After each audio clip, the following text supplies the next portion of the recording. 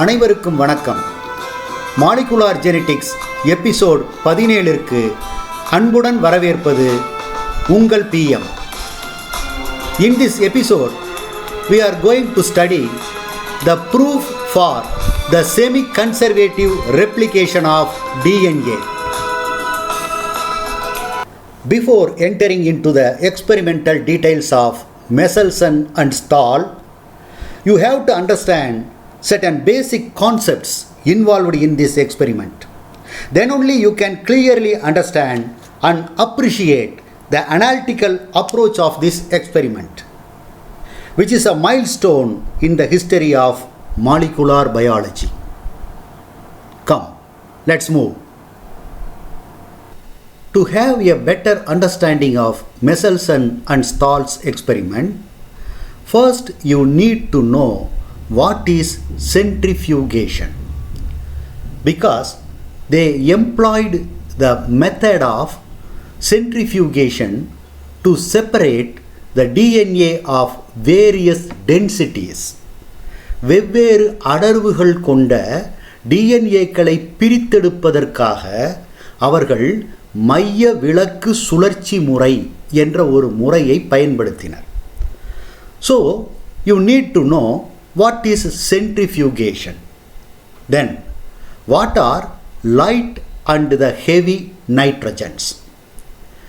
Michelson and Stahl, they used two isotopes of nitrogen. One is light and another one is heavy. You have to know what are they. Let's proceed one by one. Now, centrifugation. Centrifugation is the technique which involves the application of centrifugal force to separate the particles from a solution according to the size, shape, density of the particle and the viscosity of the medium and the rotor speed specifically. ஒரு கரைசலில் உள்ள துகள்களை அவற்றின் அளவு, வடிவம், அடர்வு, அவை கரைந்துள்ள ஊடகத்தினுடைய பாகுத்தன்மை, இவை அனைத்திற்கும் மேலாக சுழற்றப்படும் வேகம், இவற்றின் அடிப்படையில் பிரித்தெடுக்கும் முறையே சென்ட்ரிஃபியூகேஷன், மைய விலக்கு சுழற்சி பிரிப்பு எனப்படும். Right. Look here, this is a blood sample. We know blood contains RBCs, WBCs, platelets. These cellular particles are suspended in the liquid matrix of plasma. But can we see them clearly in this sample? No. But when this blood sample is centrifuged, the resultant solution, look here, it clearly contains the RBC, WBC and the platelets, and above all the liquid plasma matrix. They are arranged in layers. These layers are otherwise called the bands. பட்டைகள் என்று அழைக்கப்படும்.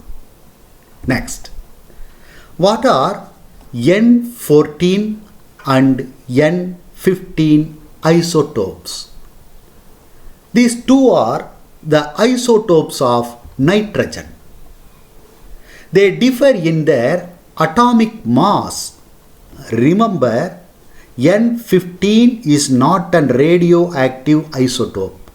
ஐசோடோப்னு சொன்னாலே நம்மளை அறியாமல் வந்து குதிக்கிற ஒரு வார்த்தை ரேடியோ ஆக்டிவ் ஐசோடோப்னு. No no no no, N15 is not a radioactive isotope. They differ in their atomic mass only. So, we can take this N14 as the light nitrogen and N15 as the heavy nitrogen. To be more clear, look here, this is N14, the light nitrogen or the normal nitrogen. This is the atomic structure. It has 7 protons and 7 neutrons in its nucleus and 7 electrons which revolve in the orbit around that. The nitrogen 15, that is the heavy nitrogen, it contains 7 protons, no change, but look here, 8 neutrons. The electron number is the same. It contains 8 neutrons. So the atomic mass is more. So these N14 and N15 differ in atomic mass. That is due to different amount of neutrons they contain. Right. Again, bear it in mind, N15 is not a radioactive isotope. N14 and N15 differ only on densities. Manadala vechiko. Next. What is a heavy culture and what is a light culture? In this experiment, repeatedly we are going to learn about the heavy culture and light culture and heavy culture. அப்படின்னா என்ன? திரும்ப திரும்ப அந்த வார்த்தைகள் வரும். அது என்னங்கிறத முதல்ல நாம தெரிஞ்சுக்கலாம். What is a heavy culture and what is a light culture? The light medium or light cultureங்கிறது, it is a culture which contains ammonium chloride as the medium. In this ammonium chloride, N14, that is normal nitrogen is present. So the light medium contains normal nitrogen. It is used to make light cultures. Escherichia coli, the bacteria, is grown in the light culture medium. It contains a normal DNA with N14. Heavy medium. This is also a medium contains ammonium chloride, but here the nitrogen is heavy nitrogen, N15. It is the heavy isotope of nitrogen. It is used to make the heavy cultures. Escherichia coli grown in the heavy culture medium contains a heavy DNA with N15. Okay. How to distinguish the heavy DNA and the light DNA? Heavy DNA and light DNA can be distinguished by cesium chloride density gradient centrifugation. In this process, the heavy DNA and the light DNA are extracted from the cells into cultures, and when they are centrifuged, they settled in two distinct and separate bands. தனித்தனி அடுக்குகளாக அவை அமைந்தன. What do we infer from cesium chloride density gradient centrifugation? இதன் மூலம் நாம் அறிவது என்ன? Lighter DNA, that is DNA which contains N14, that is lighter DNA, it forms a band at a higher position. ஏன்னா it is light in nature, லேசாக இருப்பதால் மேலே மிதக்கிறது. And the heavier DNA, which contains the nitrogen isotope N15, settles at the lower position, because a molecule with higher mass or higher density would sediment faster. So by this method we can distinguish the light DNA and the heavy DNA very easily. Right? Now let us move on to the experiment. Michelson and Stahl's experiment conducted in 1958. This was proved by the semi-conservative method was proved by Michelson and Stahl in 1958. They used the isotopes of N14 and N15. They proved the semi-conservative method of replication in the bacteria Escherichia coli. They grew this Escherichia coli in two types of cultures, heavy culture and light culture, in separate media for many generations. பல தலைமுறைகளுக்கு தனித்தனியாக heavy கல்ச்சரில் தனியாக light கல்ச்சரில் தனியாக E coli என்ற பாக்டீரியாவை வளர்த்தனர். Escherichia coli was grown in medium containing nitrogen 15 culture for many generations. The N15 culture, in the N15 culture, the N15 was acquired into the newly synthesized DNA. Then the Escherichia coli grown in the heavy culture were transferred to a medium that they had only normal N14 nitrogen. Then they took the samples at various definite time intervals, that is about 20 minutes duration. And Escherichia coli divides in every 20 minutes. So, as far as Escherichia coli was grown for many generations in N15 medium, after many generations, they were transferred to another medium containing N14. And they took samples at various definite time intervals from this medium, that is normal medium. They took samples from the normal medium. எப்படி எடுத்தாங்க? By 20 minutes interval. Right. And the samples were centrifuged. Right. The samples were centrifuged. Right. The resultant DNA was a hybrid. After 20 minutes, the resultant DNA was a hybrid. That means it contained in one strand N14 and in another strand N15. It settled into a band that was intermediate in position between the previously determined light band and the heavy bands. ரெண்டுக்கும் இடைப்பட்ட ஒரு பட்டையாக அது அமைந்தது. Okay. Then, after 40 minutes, again DNA samples were extracted and were subjected to density gradient centrifugation. This time, the DNA settled in two bands, one at the light band position and another at the intermediate position. Right. What is the reason for that? Bacteria grown in heavy medium contained N15 in both the strands. After transfer in the light medium, these two heavy strands unwind and both the strands act as parental template strands. The newly synthesized daughter strand acquires normal N14 from the medium, so that the newly synthesized strand is light in nature. As a result, hybrid DNAs are produced. The hybrid DNAs contain one heavy parental strand and one newly synthesized light strand. In the second generation, this hybrid DNA unwinds and this light strand acts as the parental template strand.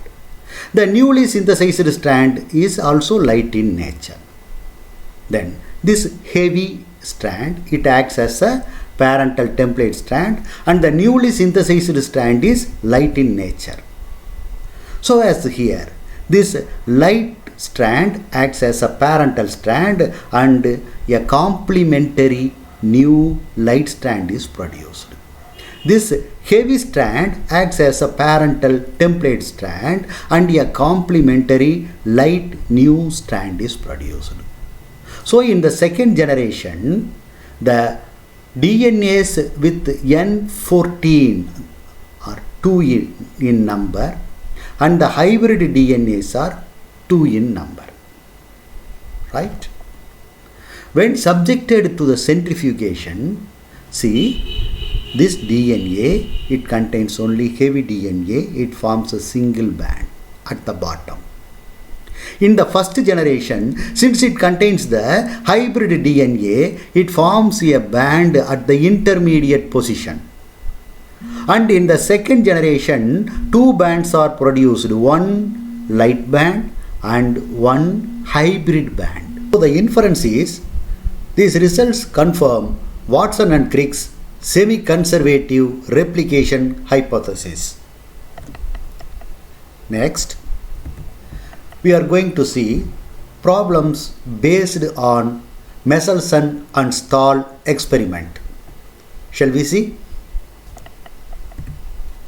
If a hybrid DNA, mind it, hybrid DNA is allowed to replicate for one generation in a medium containing N14 and for the second generation in a medium containing N15. For first generation, normal medium.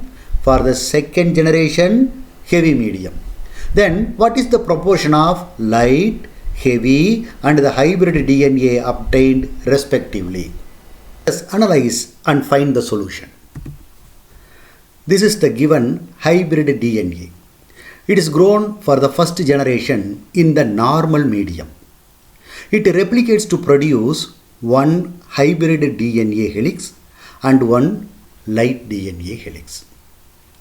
In the second generation, both these are grown in the heavy medium. As a result of replication, they produce one heavy, completely heavy double helix and 3 helices of hybrid nature.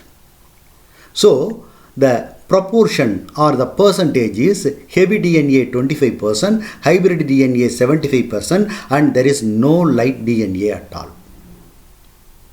Do you understand? புரியலையா? இன்னும் கொஞ்சம் ஈஸியாக பார்ப்போமா? இந்த ப்ராப்ளத்தை எப்படி approach பண்ணுறது, எப்படி சால்வ் பண்ணுறதுங்கிறத பார்க்கலாமா? பார்க்கலாமே. Look here. This is the given hybrid DNA. In the hybrid DNA for the first generation, it is grown in the N14 light medium. Right. இப்போ replication நடக்கும்போது this strand acts as a parental strand. Right. இப்போ என்ன ஆகுது? ஒரு parental strand இங்கே வருது. சரி. இப்போ இதுக்கான காம்ப்ளிமெண்டரி ஸ்டாண்ட் எங்கேருந்து வரும்? N14 மீடியத்திலிருந்து வரும். வருதா? வந்தாச்சு. ஓகே. அடுத்தது இந்த ஸ்ட்ராண்ட், இது பேரண்டல் ஸ்ட்ராண்டாக ஆக்ட் பண்ணுது. இந்த பேரண்டல் ஸ்ட்ராண்டுக்கு காம்ப்ளிமெண்டரி ஸ்ட்ராண்ட் எங்கேருந்து போயாகணும்? இந்த N14 மீடியத்தில் இருந்து தான் போயாகணும் இல்லையா? சரி. அப்போது இந்த அடுத்த ஸ்ட்ராண்டு நமக்கு போகுது. ரைட். இப்போது ஃபஸ்ட்டு ஜெனரேஷனோட ரிசல்ட் என்ன? ஒரு ஹைப்ரிட் டிஎன்ஏ, ஒரு லைட் டிஎன்ஏ. கிளியர்? ரைட். இப்போ செகண்ட் ஜெனரேஷனுக்கு போகலாமா? ரைட். செகண்ட் ஜெனரேஷனில் இவங்க தான் பேரண்ட். எங்கே வளர்கிறாங்க? N15 மீடியம், அதாவது ஹெவி மீடியத்தில். ஓகே. ரைட். அப்போது இந்த ஸ்ட்ராண்டில் இது டெம்ப்ளேட்டாக ஆக்ட் பண்ணும்போது இங்கே வச்சுக்கலாமா? ஒன்று. இவருக்கான காம்ப்ளிமெண்ட்ரி ஸ்ட்ராண்ட் எங்கேருந்து போயாகணும்? N15 மீடியத்தில் இருந்து போ சொல்லலாமா? ஒடிரு போயிடுச்சு. ஒன்று. ரைட். அடுத்ததா இந்த பேரண்டல் ஸ்ட்ராண்ட். ஓகே.